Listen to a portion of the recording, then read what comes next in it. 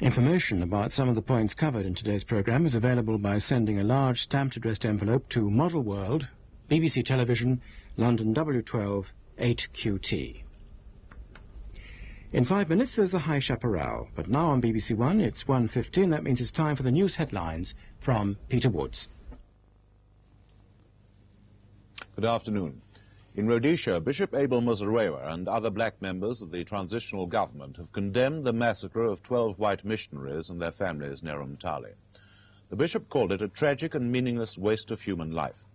His colleague in the government, Chief Jeremiah Chirao, condemned those responsible as cowards and criminals.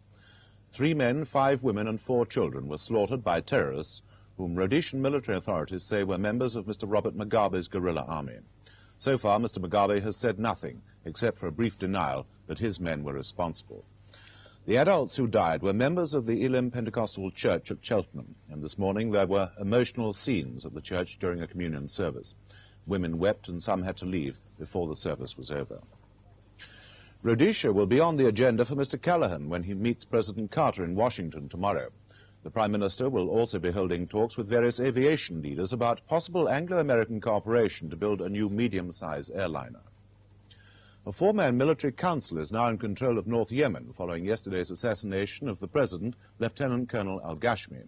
According to one report, he was killed by a parcel bomb carried by a visiting envoy from South Yemen, who was also killed.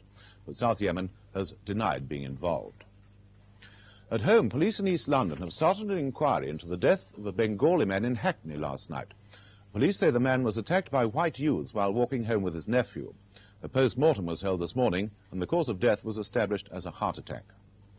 Cricket for the final test against Pakistan, the England selectors have kept the same team as for the second test. And finally, there's a carnival atmosphere in Buenos Aires, where the World Cup final between Argentina and Holland is due to be played this evening. Tickets for the match are said to be changing hands for between £300 and £500. That's it from me. Our next news on BBC One at 5:30. Now, a look at the weather. Southern counties of England will be mostly dry today with sunny intervals, although there'll be some showers, especially in the southwest. Elsewhere, it'll be rather cloudy with outbreaks of rain in places, the rain tending to be most persistent in the east, and it'll be generally cool again.